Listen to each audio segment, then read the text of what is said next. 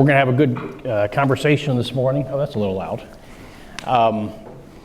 You might want to moderate that just a little bit on the sound if you don't mind. But before we get started, I'll just say that just in case we have to exit the building for anything, just look to me. We'll go back down the stairs or go back here in the back if there's any reason. We don't expect anything like that, but if there's any sort of need to exit the building, just look to me and we'll figure it out. So this morning we're happy to have Michael Hanlon. He's a senior fellow and the director of research in foreign policy at the Brookings Institution. He specializes in defense strategy, military force, and American national security policy. He's done a lot of things. I know Michael Hanlon, I think especially, is kind of the consummate think tank writer out there on just about everything. And his work has been, of course, a model for a lot of us, including myself. We're going to have a conversation this morning about his latest book, called the Senkaku Paradox, Risking Great Power of War Over Small Stakes. And I think we just ought to get right into it. So what is the Senkaku Paradox? Thanks, Tom, and thanks everybody for coming out. Happy May Monday in Washington. The Senkaku Paradox is the idea that if we take the logic of the US-Japan security treaty to its natural conclusion, we could wind up in a war over this piece of rock in the East China Sea, which is uninhabited, unused, and the claim about the Senkaku is disputed by China, and the US government itself doesn't even have a position on whose islands these 8 pieces of rock should be. So how can we possibly risk war over that? So the paradox is that our obligations under that treaty would seem to lead us to an absurdity, which is the possibility that if there were a Chinese aggression against one of these islands, that we would be committed and obliged to respond presumably with military force. And in fact, President Obama himself reaffirmed that commitment, reaffirmed the paradox, if you will. And I'm not blaming President Obama. I think actually, given where we are at the moment, there's no advantage to letting deterrence waver or weaken. But if deterrence were to fail, because the Chinese just decided that we didn't really have they thought they knew us in our own minds better than we do, and they thought that in the event of an aggression, we would not do what we had threatened or promised, then we're left with a dilemma. So there's a paradox and a dilemma. The dilemma is, how do you still uphold your commitments in a meaningful way without risking World War III to do so? And I didn't suggest in the book, and didn't want to suggest, that the commitment could be ignored, or that we should somehow repudiate what Obama and administrations before him had articulated. But I also thought we needed a different kind of response than a direct military counter-assault, if you will. And the Senkaku Island is a wonderful poster child for my analysis for the problem, the general problem I'm trying to get at. But it's not confined just to those islands or even just to China. And I have other cases that could involve the Scarborough Shoal, the Philippine claim there, or even Taiwan at a different level. That's a little different kind of case. But also I imagined little green men aggressions against not the entirety of Estonia or Latvia, but against maybe one border town where President Putin would be tempted to create a disturbance and then send in his little green men to protect the Russian-speaking Estonians or Latvians, who are each about 25% of those countries' populations, under a doctrine that the Russians themselves have promulgated for the last 5 years, that they have the right to protect Russian speakers anywhere. And again, with whether it's China attacking the Senkakus, whether it's Putin attacking a tiny town in Estonia or Latvia, the purpose is not really territorial aggrandizement of the traditional sort. So the reason why I think this problem is acute today more so than before is because their real purposes would be to weaken alliances or the US-led international system that they fundamentally disapprove of. And I think maybe in some ways Russia even more than China. And so I'm worried that they would see this as an opportunity to throw alliances into duress and disagreement. Can you imagine the North Atlantic Council meeting with 29 members the day after Russian little green men have seized a tiny little town in Estonia without firing a shot, promising to leave pretty soon, as long as circumstances permit? This would be the sort of official Russian line as I'm imagining the scenario. And there are some NATO members that would probably say, Article 5 of the North Atlantic Treaty requires us to respond militarily and liberate that town. And others would say, you're talking crazy talk, because you're going to destroy a village to save it and risk World War III in the process. And it's going to take us several months to mount the kind of counter-assault force that would be adequate to be sure we couldn't then be overrun by those Russian reinforcements just over the border. So I think Putin's goal would be to relish that debate in Brussels and watch us tear the alliance apart, as Article 5 was revealed to be a paper tiger. So that's essentially the Senkaku Paradox, also with the Russian version thrown in. Right. So just to stay with the Senkakus or the Scarborough Shoals or something like that, disputed boundaries, disputed territory has always been, frankly, a part of the international system. And it's wasn't it kind of baked into any time we get into a mutual defense treaty is, going in that there's obviously some disputed territory. So what's different about this in today's context? Yeah, so when I think about historical alliances and why we've created them, and of course historically we didn't have many until after World War II, and we didn't even immediately create them in 1945. We took a few years to figure out we needed a NATO. And the basic concept there was that we saw the Soviet Union trying to, through one method or another, either impose control over entire countries in Eastern Europe as the Iron Curtain descended, or try to foment revolution in entire countries in places like Greece and Turkey, or try to propagandize a communist ideology of global dominance that implied that someday even Western Europe would be in their eyesight, within their radar screen and their scope and their ambition. They had big plans, and they were looking at whole countries. And so even though we had to worry about Berlin, and we had certain specific border issues that were of concern, the greater concern and the greater logic behind these alliances was to protect the essence of entire nations.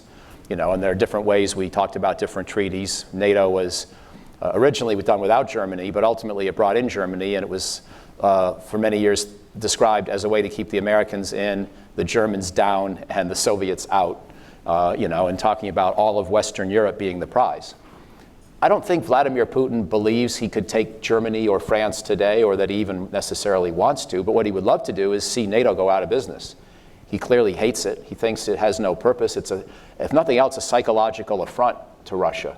And Putin's a very proud guy. He'll dress up, he and his cohorts will dress up their concerns in terms of security threats, and they're inventing, I think, most of these concepts that Russia could be threatened by NATO. But at a psychological level, I think they're insulted. And I'm pretty sure they're sincere when they say this. I'm not agreeing with them or justifying or validating what they do, but they would love to see NATO weakened or shrunk or dissolved. Mm-hmm. And they don't think that NATO expansion was legitimate. And so that's why I think Putin in particular could really target NATO. With China and the US-Japan's mutual security treaty, we all know that China and Japan have not advanced very far in their relations in these last few decades. I remember being a graduate student, like maybe some of you, some of the older group along with me in this room, a graduate student during the Cold War. And in the 1980s, learning more about the role of Germany in Europe and the role of Japan in Asia. And it looked like as we were getting, 30 and 40 years past World War II, that the rehabilitation of these countries would continue and that they would be, by this point, as we get close to 2020, fully ensconced in the fabric of the communities and the neighborhoods where they were located. And I think that's continued to be true for Germany and not true for Japan. To first approximation. I mean, Japan's an amazing country. I'm not blaming Japan, but Japan's relations with China and Korea have not really advanced very far in my professional career, frankly. And in some ways, they may even be worse than at certain periods in the Cold War. And so I think that for China, the idea of reopening the history question, and for every time there's a Yasukuni visit by a Japanese dignitary contesting the Senkakus, trying to assert their own prerogatives, even if they hadn't claimed them for many years about the Senkakus, and maybe even weakening the US-Japan Security Treaty, because if they could get us to show less enthusiasm about defending the Senkakus than Japan had expected, then I think they might find that a very appealing thought. Mm-hmm. Not because they want Japan to go out and nuclearize and become an independent power, but because if there's dissent within that US-Japan alliance, perhaps they think that it puts just Japan back on its heels more generally. So I think it fundamentally comes down to, after all that, I'll summarize, it comes down to Russia and China wanting to weaken US alliance systems as opposed to take territory. And that's a different kind of goal than they had in the past. But the taking of territory is kind of the thesis here. Yeah. You have this nice quote, in the event of limited enemy aggression, little green men or Senkakus or what have you, a large-scale US and allied response could seem massively disproportionate. But then you continue, but a non-response would be unacceptable and inconsistent with American treaty obligations. So let me kind of stay with the problem here, the statement of the problem, just a little bit longer. This sounds a lot, this sort of, folks like in DC like to talk about the fait accompli problem, given how far away we are, the tyranny of distance and all that kind of stuff. The fait accompli of them getting in, whether it's the Baltics or Senkakus, and then being difficult to dislodge. Now, having said that, how is that different from, you might say, just a 21st century kind of salami slicing? Because, whether it's, these are the kind of questions with respect to Korea. Is why does Korea matter? Why do the Senkakus matter? Back in the 1950s, for instance. And you quote Thucydides in the book, and I'm reminded that Thucydides said, wars start over small things, but they're not about small things. Yeah. They're about big things. Right.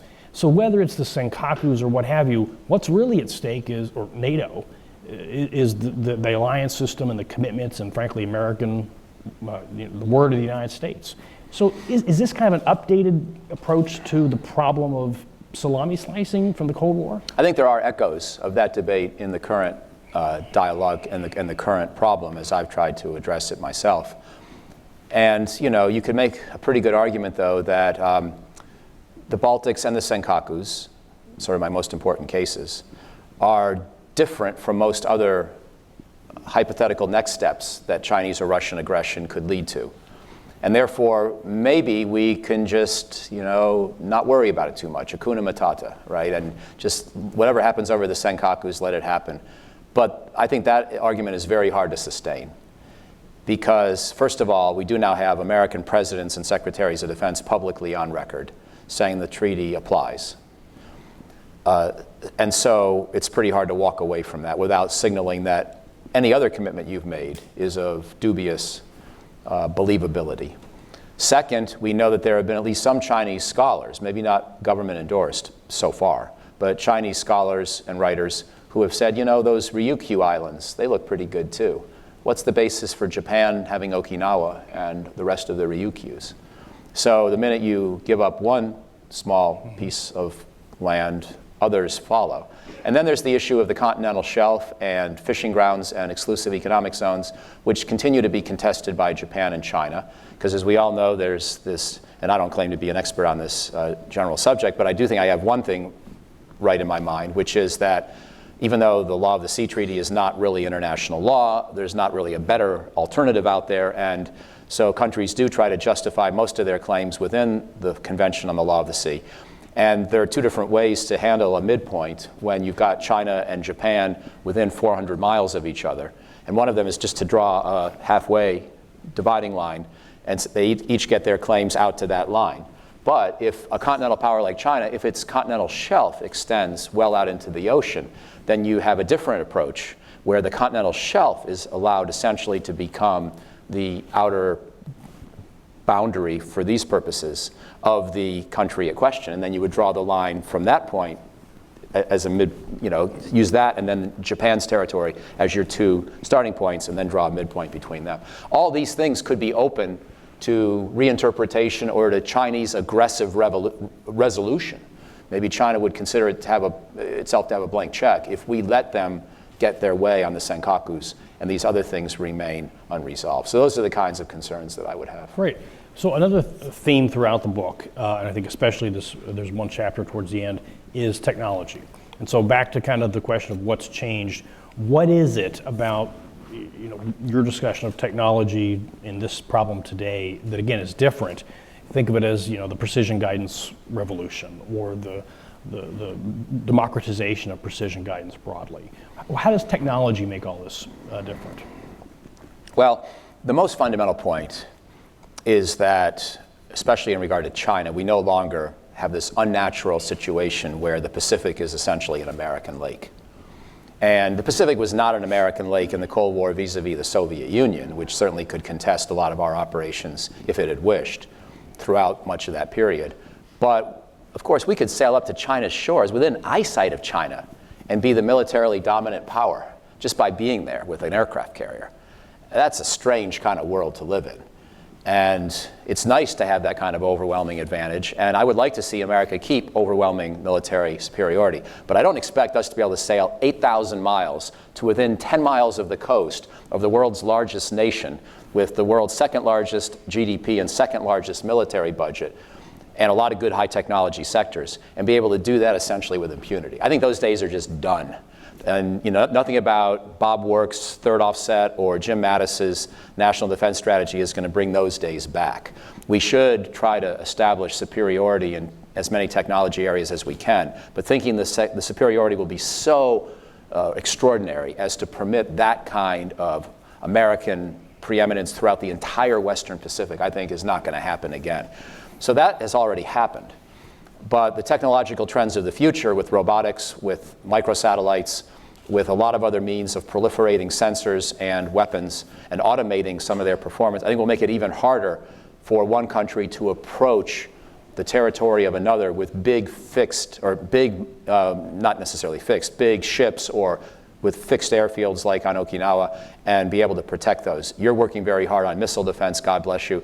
But right now, I would say the offense has the advantage over the defense in the missile realm, and it certainly has the advantage over the defense, I think, in robotics and trying to proliferate sensors so that it'll be harder and harder to deny a country like China information on where we are if we're coming into predictable locations near their territory. So at a pure military planning level, one of my goals in the book is, to the extent we have face-offs with China or Russia, I don't want them to be right next to the Estonian-Russian border, if possible. I don't want them to be 100 miles off the eastern border of China in the Western Pacific, if possible.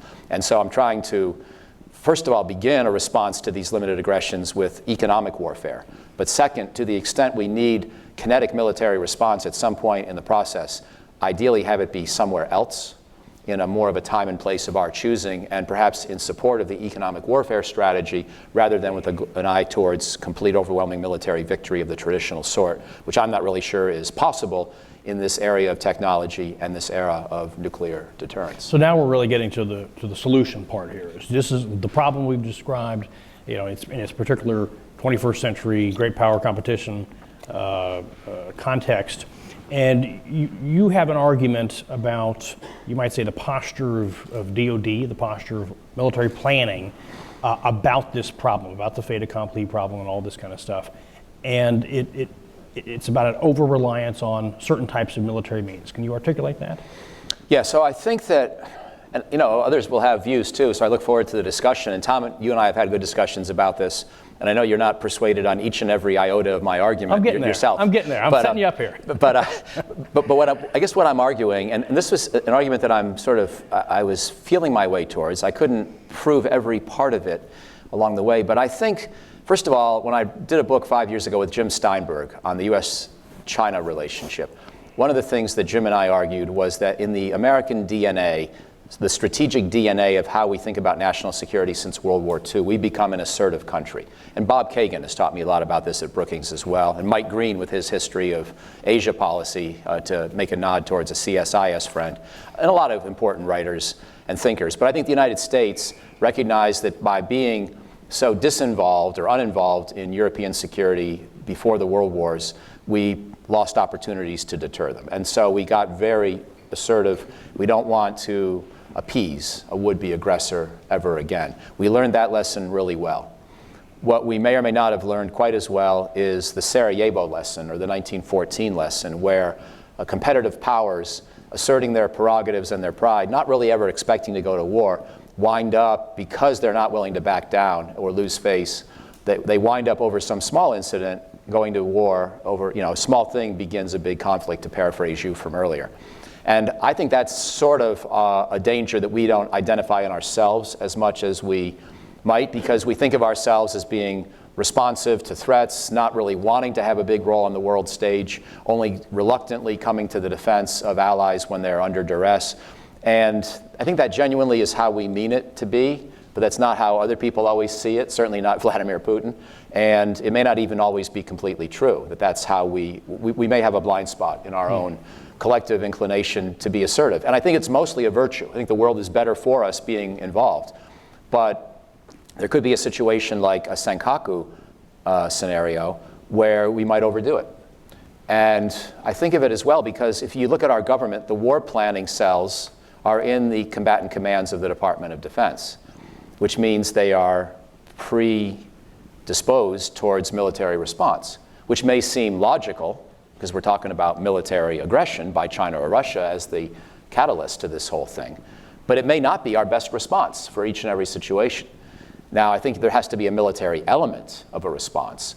And I want to beef up forward defense of all the areas that have not yet been attacked as a key element of whatever else we do.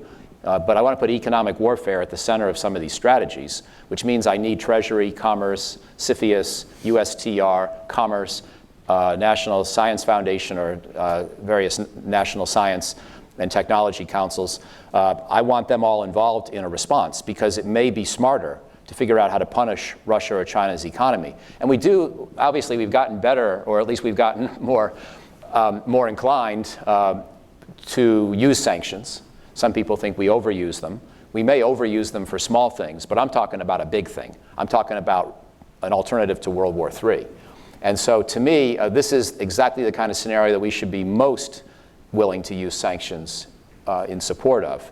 And so if one Senkaku Island were taken by China, instead of taking it back or bombing the Chinese position, as my good friend General Whistler suggested we might back in 2014 when, as the commander of 3MEF, he was asked, and I think he gave the right answer given his job and his position. But instead of that being our default option, I'd like to be able to put Japanese and US forces on the other 7 islands, swing more of the 7th Fleet into this general area as a deterrent, and then think about a fairly well-constructed strategy for potentially long-term economic warfare against China that may have some of the same elements as Trump economic policy towards China, but be designed with a longer time horizon and with a greater military purpose than what we're seeing right now, and with no preference just to get a deal because it's spring of 2019 and an election is looming and we want to keep the American economy going. So President Trump seems like he may settle for half a loaf.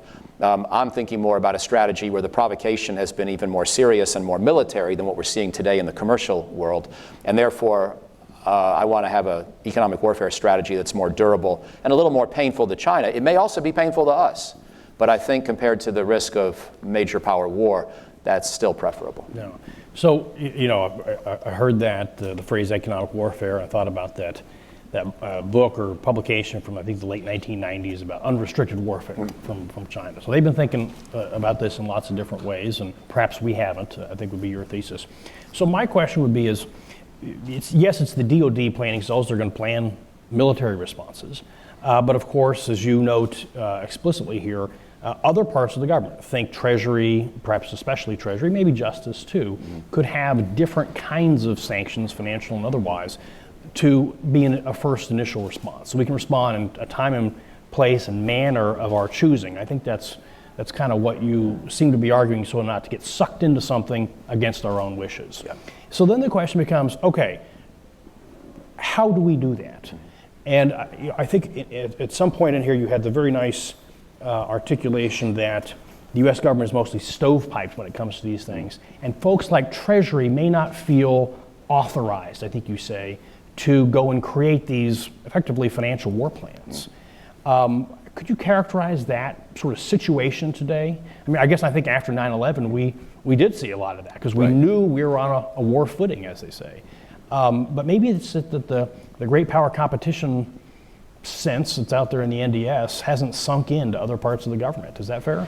Yes, I think it is, although I think Treasury's come a long way, and I've been a huge fan of what they've done. I've read about it in Juan Zarati's book and other places. I've watched it in regard to Al-Qaeda and then ISIS, but also Iran, North Korea, and Russia. We've gotten better at sanctions. And it probably began in the late 1990s with the important innovation of the oil for food program with the Iraq sanctions. That wasn't so much making the sanctions that much more discriminating. It was more just finding a safety valve for humanitarian relief. We may have to consider that for Venezuela pretty soon too, by the way, that same kind of concept, I think, an oil for food-like approach. But nonetheless, I think Treasury and others have learned a lot about how to apply sanctions. And maybe we're in an okay place, therefore, that if there were a crisis with China or Russia, John Bolton could just call up the Treasury team and the DoD PACOM team, and we do a conference call and we figure out the war plan then. What I'm suggesting is maybe some of that thinking should happen in advance. And rather than have it be John Bolton and the NSC, we always look to the NSC to do multi-agency planning, and then we all complain about why the NSC has gotten so big. And it's still actually not very big by the standards of planning. It's got, 300 full-time professional staff. A combatant command has 1,000 to 1,500 people typically. And they're just doing one piece of the world with one type of military instrument. And what I'm talking about is a whole-of-government approach. So why would the NSC be able to do that? It's not really logical that you would wait until the crisis and then have John Bolton or Susan Rice figure out the war plan, in 72 hours and give the president a memo at the end of that time period, which is sort of our default of how we're thinking about this today. Meanwhile, the combatant commands are out there tweaking their military war plans over long, multi-month time horizons and then redoing them and rethinking them. It just seems to me that something's out of kilter here. And I'm not so wedded to any one change. I tried to suggest some ideas. It would be nice if Treasury had enough staff that they could do some of their own alternative war plans on their own, not just depend on DoD. But I also wouldn't mind seeing 2 or 3 or 4 Treasury experts seconded to each of the major combatant commands, which for the purposes of my book are PACOM, European Command, and Central Command. And the reason why Central Command is in there is because if we do use the military instrument, I want it to be, if possible, in the broader Persian Gulf theater, against, especially with China's aggression in mind, against oil tankers that may be bringing oil supplies to China. I think that's the more natural place for us to try to contest things militarily. So, bottom line, it would be great to have Treasury, CFIUS, a couple other places in the government be able to second people to the combatant commands in current times. Also, we need strategies for economic resilience so that starting now, we can plan on how we will survive any Chinese or Russian economic response to our sanctions. We need to do that now. And then it would be nice if Treasury and other places could also just completely red team DoD. And in addition to helping DoD with the main plan, be thinking of their own responses in advance, not just chasing after targets once they're told to, which is essentially how they've been, again, great leadership by Stuart Levy and others in recent years in the Treasury Department as they've gotten much better at sanctions. But for hypothetical scenarios that haven't happened yet, I don't know that they have the capacity or have been given the tasking. And I think they probably should try to do at least some in those realms today. It's interesting that I think there's an unstated assumption that it's either the mass and the volume and the staffing of DoD or the COCOMs that are going to be able to no kidding, put together plans on a sustained basis, whereas other departments might not. And so I guess it's hard to argue with saying grand strategy is better than less grand or military strategy. Hard to argue with that proposition, but I keep coming back to shouldn't it be at the level of the executive branch that is charged with pulling all the levers of national power. And I can't help but think, shouldn't it be at the NSC White House level rather than kind of as an adjunct to DoD or the COCOMs in some way? Well, I think that the president and the national security advisor should be at the beginning of the process, the catalyst to this. But if we go back to post-World War II foreign policy, it was George Kennan over at Policy Planning who helped think through a lot of the big ideas in the State Department. And that was when policy planning was used for such purposes. In the modern era, it's often used more to, sort of shadow the secretary and figure out how to write speeches. And there's some planning that happens, but not as much as I would prefer. So I'm just a little nervous that no part of government really does this systematically except DoD. And I don't mean this to sound like just a super DoD-friendly message. I mean, I respect that DoD does it, but it makes me nervous that DoD is the center of an approach where within the military institution, the obvious go-to instrument of national power is the military tool. And we've also gotten used to being able to win whatever war we want. Even though we've had frustrations with Iraq and Afghanistan, we at least accomplished the regime change that we wanted. And so we've sort of gotten used to an oversimplified view of what winning in war is in the last 30 years, which is the military career of most of the people in uniform today. And so I tend to think that when you're talking about great powers that you cannot really imagine defeating completely because they have nuclear weapons and because the kind of scenarios and stakes here aren't great enough to justify an unconditional surrender sort of strategy, that you're going to have to integrate tools in a way that really is more historical about how countries used to fight, but has slipped away from us in the post-Cold War American national security community. I'm glad you mentioned the Director of Policy Planning at State. The former, the person who previously occupied that just recently, of course, is Brian Hook. And now what's he doing? He's out doing the Iran czar job, or point person on Iran generally. Now, in this argument, you seem to be suggesting that we should basically create or sharpen or brandish the sword that Treasury has more. Could it be that the administration's current attempt to kind of basically strangle Iran with all these different kinds of non-military sanctions is a kind of way to brandish that ability and sharpen that, those tools a little bit? Yeah, I think we've learned a lot, although there's one aspect to this that makes me a little nervous, which is invoking the financial sanctions too quickly, too often. Because in a way, you don't want to encourage countries to find an alternative to dealing with the dollar. And you'd rather keep that leverage for when you really need it. And so I actually, without taking a big, strong position on the JCPOA, I understand why the Republican Party writ large, not just Donald Trump, doesn't much like it. And I do think that even though I was probably a 51% supporter of the Iran nuclear deal, the idea of negotiating a 10-year temporary non-proliferation accord is not a very good precedent, not really one that fits with the traditions of non-proliferation policy. So I can see why people would be upset with that and why President Trump would ultimately walk away from it. But I think that the place he got us to in 2018 was okay, where we were putting a lot more financial pressure on Iran and discouraging countries and companies from doing business without trying to take Iran all the way to the ground. Because that last part may create some of these responses that may ultimately weaken our ability to impose future financial sanctions for cases where we really need it even more, like the ones I'm talking about in the book. So I don't want to make this too much about Iran, but what I would say is we've already learned a lot, Tom, and I'm a big fan of trying to capture that knowledge and then now work it into hypothetical scenarios. I also thought one of the reasons I wrote the book, and those of you who also write, I'm not sure if this is just my problem or if it'll resonate with you. I sometimes write books because I want to approach a topic where I feel like I have half the topic figured out in my head, but the other half is new to me, and I need to complete my own education on it. And I just feel that people in the national security community, like me, need to organize our understanding about sanctions better, because it's become a much more sophisticated tool. And it's too simplistic to say sanctions don't work. That's what we sort of said in the 80s, right, when we couldn't get apartheid stopped because of sanctions. But in the time since then, we've learned a lot more about when sanctions do work, and if your expectations are realistic, where they can probably fit with your broader purposes of statecraft. And I wanted to categorize some of those approaches, revisit the history of sanctions as we've applied to these various cases, and just create more of a toolkit in my own head of how we could think about a future problem. Great. Well, I've got other questions, but I really want to open it up to the audience and see if we want to get into a little bit of dialogue here. We've got some microphones that'll come forward if you just raise your hand and get my attention. Also, if you wouldn't mind identifying yourself before you ask questions. So who wants to engage?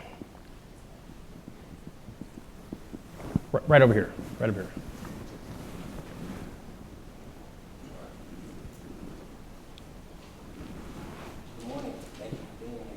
Thank you. I'm Julian Kylowitz from the American University here in Washington. What's true is, can you still hear me? Yeah. Oh, there we go. What's true is that even though if you're in the government, you may not have a full understanding of how decisions are being made at the executive level in relation to international affairs and military strategy. And how the Marines feel is that, Woodrow Wilson, the kind of president he was, he sent all these Marines into Haiti. And it was just a really, really terrible situation for the Marines. We lost a lot of Marines in that situation. And we have a president right now who will tell you one thing on Tuesday and then tell you something completely different on Wednesday. And what I'm wondering is, how do you think that affects the morale of organizations like the Marines who need to rely on steady leadership moving forward? Thank you very much. Very good. I'll say a few things. One, and I'll try to be nuanced and neither completely pro-Trump nor anti-Trump in my response. First of all, I actually think military morale these days is not bad, maybe even verging on pretty good. I'm not going to give Donald Trump too much credit for that, but adding $100 billion to the defense budget doesn't hurt. And so that would be point one. Second, there certainly are people in the military who share your concern about his unpredictability. And we saw a Secretary of Defense depart this town because of such concerns. So this is not meant to be a blessing or endorsement of the kind of impulsiveness we sometimes see from President Trump. But I think his overall standing within the military is not particularly negative right now, partly because for all the bluster, he actually hasn't started new wars. I'm not giving him too much credit for that fact either, but I'm simply making an empirical observation, because you brought up the Haiti interventions of the past and other such episodes. Now, I've been very nervous that President Trump, with his impulsiveness, could still wind up making a bad decision that leads us into war or otherwise weakens an ongoing operation, and he's come pretty close a couple times already. So I certainly don't like the way he seems to change policy by Twitter. Then he has to be talked out of his proposed changes, and this doesn't really strike me as helpful to our potential progress in Syria or Afghanistan or anywhere else. So again, I'm not endorsing his approach. It's just simply observing that overall military morale, I think right now is okay. But I will say one more thing about Trump foreign policy, which is that even though I worry that his apparent disdain for a lot of alliances could lead to deterrence failure in a case like this. If he doesn't really like the alliances we're in, why would he defend the Senkaku Islands, of all places? And that does make me nervous, and I wish he could be a little bit more consistent in his messaging, because messaging can matter. We've seen deterrence failure, for example, in 1950 in Korea or in 1990 in Iraq, because the United States, at lower levels than the president, said things that were interpreted as invitations to an aggressor. On the other hand, the fact that President Trump sometimes asks first-order questions about why do we have all these alliances and why would we respond in this or that way if aggression occurred, that part of his brain, if he could just discipline it and do it more quietly, I don't disagree with. I think that some aspects of the way he thinks of NATO expansion or defending islands in the Western Pacific or what have you, some of the questions he asks are actually reasonable questions. And he's not known to be a big book reader, so I don't recall that I sent him a copy of this book, and I didn't really expect a thank you note, even if I had. But I would think that some elements of this way of thinking would be consistent with the worldview he's articulated, where he's wanted to think of more nuanced approaches, and that's putting it politely, perhaps in a little bit, more. A little bit in a more of a balanced way than he'll sometimes just simply seem to be against alliances on Tuesday and then reluctantly for them on Wednesday, as you pointed out. But I think his instincts to want to ask fresh questions about some of our potential responses, those instincts are not all bad. And in that spirit is some of how I wanted to write the book, to respond to that kind of first-order question. But do it in a way that did not invite deterrence failure, the way that Donald Trump, I think, might do in his worst moments, by pointing out that I'm only willing to rethink our current approach if we have something else that's very resolute, that would be painful to Russia and China, and that, by the way, could be a complement to existing policy. I'm not suggesting that we eliminate any possibility of a direct military response. We should keep that on the table. but we should supplement it with other tools that we might or might not invoke in a given case, and we want the aggressor to be somewhat uncertain of what our response would be. Good. Who's that? Right over here. Thank you. Good morning. I'm Hank Hendrickson with the U.S.-Philippine Society. If you want to welcome your shift a little bit south from the East China Sea to the South China Sea and elaborate on that, the potential that you saw and elaborated and discussed and described for us with the Japan-China relationship, with the other claimants in the South China Sea, and specifically with the Philippines, with whom we have a mutual defense treaty, and what the implications of what you're describing in your book are and might be for the defense and security relationship between the U.S. and the Philippines. Thank you. It's a great question. And as I started writing the book, I had the idea for the book maybe a little before President Duterte and President Trump were each elected.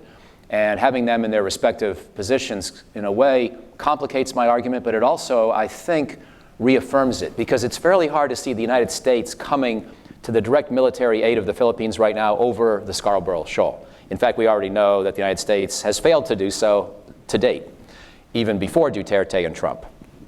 And so this is, in a way, a case study of how if you overpromise your willingness to do a direct military counter to aggression over a disputed island of limited economic importance, that somebody might call your bluff. And so in a way, I could argue my book is trying to respond to the dilemma we've already seen with the Philippines. With the Senkakus, it's more hypothetical. Because yes, the Chinese have put a lot of aircraft and ships in the vicinity of the Senkakus, but they haven't put people ashore yet. But with the Scarborough Shoal, of course, as you know better than I, the Chinese really have asserted claims there, and maybe they haven't killed a lot of Filipinos in the process, but they've used direct military action to do it, and now the Permanent Court of Arbitration has said they're wrong, but they haven't apologized or reversed their approach.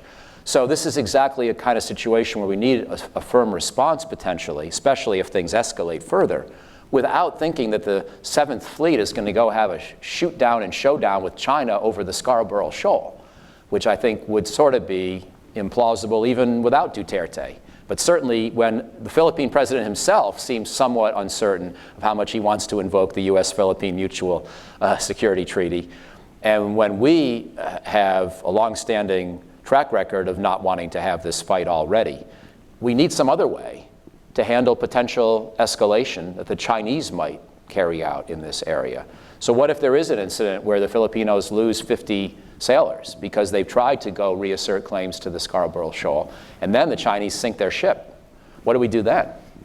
And I want to have an alternative between doing nothing, which is sort of our approach so far in the Philippines, and then having to go in and sink the offending Chinese ship.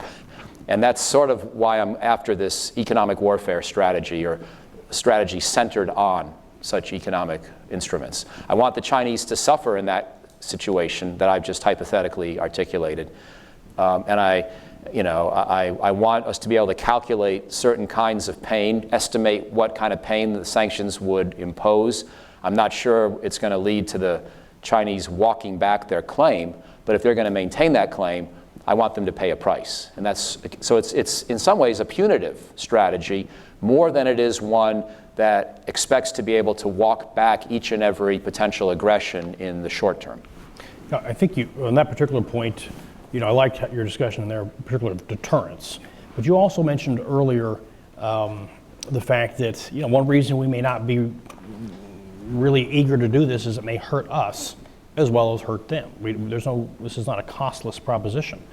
And so therefore, the idea of brandishing this and putting a little bit of financial sanctions stick about these kinds of things, that requires a different posture at the highest level in order to start doing that, to get in the habit of doing that. Right. And then the question becomes, well, if we do that and we get into the habit of that, on the deterrent side, could China or Russia say, okay, that's going to be the U.S. response, and so therefore we just got to bake that into the cost and hope that they could write us out in the end? I think you explicitly address these particular kinds of questions. What do you say about that? Well, on the issue of whether they could bake it in and then therefore not be deterred and just decide they can suffer the consequences, I might actually be okay with that if they can't get any further than the initial aggression. So I actually would argue that if that's the calculation they reach, then they've reached sort of a logical dead end. Because the whole purpose of this aggression, I think, from either one of them, is to weaken the alliance system, not to just have the one Senkaku Island in their possession. I mean, if all China gets for its $225 billion a year military budget is that Senkaku Island, and that's where it stops, and then we have a permanent period of tariffs and sanctions, I don't think China's benefited. So if they can really calculate that outcome in advance, I think deterrence is likely to succeed, not fail. So that's my main answer to your question. And you were about to follow up. Yeah, on that point, but what does that do if the criterion there is the alliance system? What does that do if they take the Senkakus and we basically let them? What does that do to the assurance posture towards the Baltics or towards Japan, and frankly our extended deterrence commitments? So it's like, well, we'll be with you so long as it doesn't mean more than sanctions, and so long as they stop after the first invasion. Well, I think the world changes in this scenario as long as they continue their occupations of even these tiny pieces of land. So I would expect, okay, we're still having a good Washington debate about what the 2020 military budget should be, 750, 716, 700. Donald Trump himself seemed undecided through the late fall. I think this kind of a scenario would end that debate and push the number up to 800, and it probably should.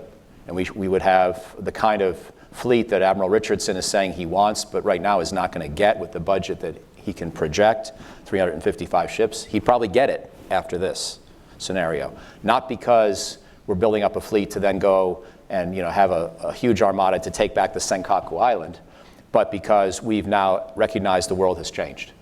And also, I do want to, and it's all going to depend on specifics, but if they take one Senkaku, I want to have US and Japanese forces on the other 7. Maybe I'd even start thinking about putting US forces on Taiwan, anticipating that this might be the next thing they would put in their sights. So the world changes, and there's nothing about this that's meant to be sort of poo-pooing the significance of the scenario or of the economic warfare first strategy. And even though it's economic warfare first, because that's the active instrument, the military support for that is crucial. And there are other things that are crucial too, which I think you were alluding to a minute ago. I want to beef up the national defense stockpile of strategic minerals and metals closer to its Cold War value of like 15 billion. It's dwindled down to just 1 billion. Stuff that we can not find in a lot of places where China or Russia may be the main provider. I want to use NATO infrastructure funds to build more liquefied natural gas terminals in Western Europe. So if we wind up in an economic showdown with Putin and we boycott his oil and gas, or he embargoes shipments, that Western Europe can survive that better than Russia. Now, it's still going to be a higher cost if you have to bring in liquefied natural gas, but let's have the terminals in advance so he can't literally freeze us out some winter or freeze out our NATO allies. So these are the kind of steps that I'd like to see us do now, and our allies have to do the same kind of things. So in 2010, of course, the Japanese were deprived of strategic exports, rare earth metals that China had been providing up until then, and now again I believe does. But for a short period of time after an incident over the Senkaku Islands, the Chinese cut off those exports. Japan needs to be resilient against that. And then also we need to use the same Pentagon task force that looked at global supply chains last year, the same CSIS mechanisms that we're using now more comprehensively, and I think try to create some ceilings in China's role in any crucial global supply chain. So we should not be 100% dependent on China for anything that we can't do without. And the good news is supply chains can adapt. There aren't that many where China's the only provider, but I think we may have to incentivize ways to have certain production of electronics and other things that can circumvent China altogether if need be in a crisis. Good. Anybody else?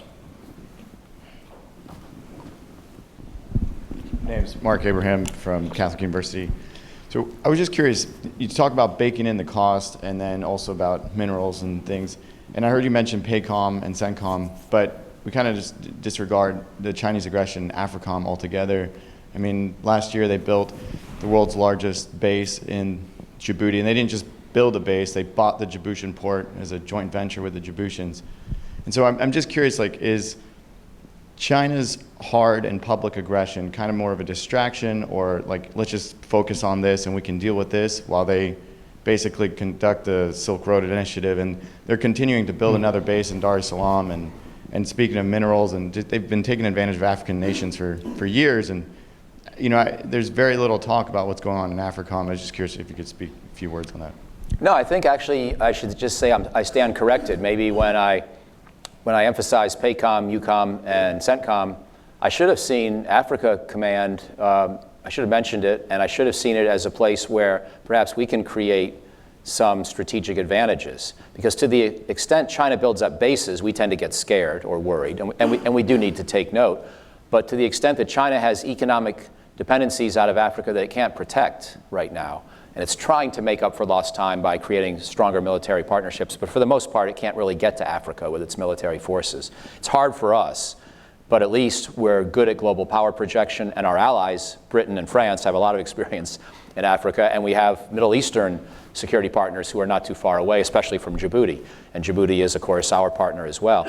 And so I think in some ways, China's got vulnerabilities in Africa, and the strategy I'm articulating probably should identify them and look for ways to cut off shipments of certain kinds of minerals, other goods from Africa back to China in the event of the kind of crisis that I'm talking about. Also, one more point.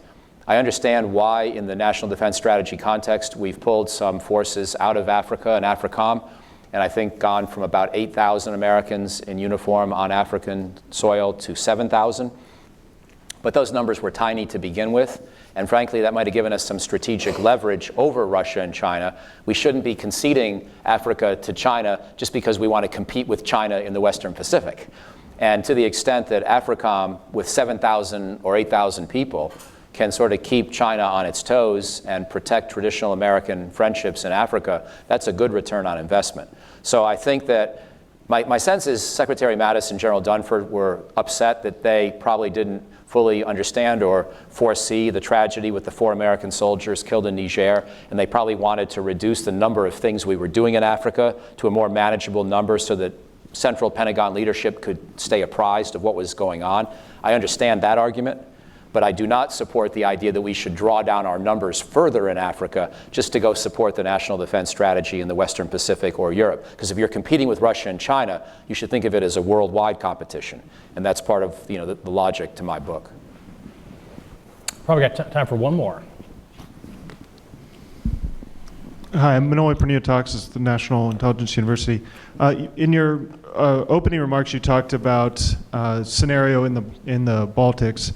How does the enhanced forward presence play into sort of the Senkaku Paradox, or Senkaku, yes, Paradox, in relation to NATO and Russia, especially, putting U.S., Canadian, UK, German forces in potentially in harm's way in that scenario? Yeah, thank you for that question, because of course we do now have American forces in Poland, and limited numbers, I think, in the 3 Baltic states from time to time.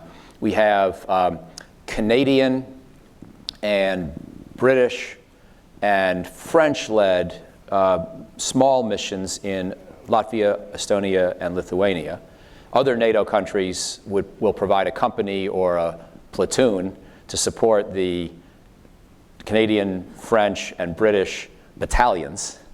So it's a mishmash of military capability that I think is probably enough to prevent Putin from taking the capital cities of those countries or their major industrial areas, but probably not enough to be on patrol in the areas that I'm worried about in the east near the Russian border. So the current NATO presence, the European Deterrence Initiative as it's now called, as you know, is probably good enough to prevent an outright annexation by Russia of an entire Baltic state.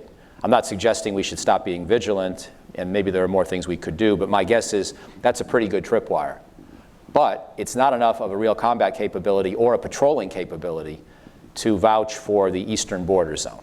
So I think it leaves us vulnerable to the kind of scenario that I've mentioned. And for Putin, if he can pull this off, by the way, my guess is he won't. I think the odds of this scenario happening are probably only 10% as long as Putin's in the Kremlin. But I'm worried about that Putin successor who's just as angry with us just as petulant, just as interested in weakening NATO, and not as smart as Putin, and doesn't make as good calculations. And maybe he thinks he can use those little green men, do a coup de fil, fait accompli, whatever French term you want to dust off, and then it's over before we even notice, and no one's even gotten shot in the process, in a perfect scenario, just like the seizure of Crimea in 2014. And then Putin's essentially daring us to fire the first shot. And there's a very good chance that NATO won't want to do that. So that's why I'm worried about this scenario. So thank you. You've allowed me to sort of explain one more time why this particular category of scenario, to me, is more threatening, more worrisome than, for example, the one that General Richard Sheriff wrote about in his very good novel, War with Russia, which he wrote after he stepped down from the deputy SACEUR job a few years ago, and talked about a Russian annexation of an entire Baltic state. It's worth worrying about General Sheriff's scenario, but I don't think it's nearly as likely as the one that I address in the book. Great. Well, Michael, thank you very much. It's a very good book. It puts its finger right on a central problem. So thanks for coming out and sharing with us. People should get a copy and assign it to your classes. So thanks a lot. Appreciate it. Thanks to all of you. Thanks, Tom. Really appreciate it.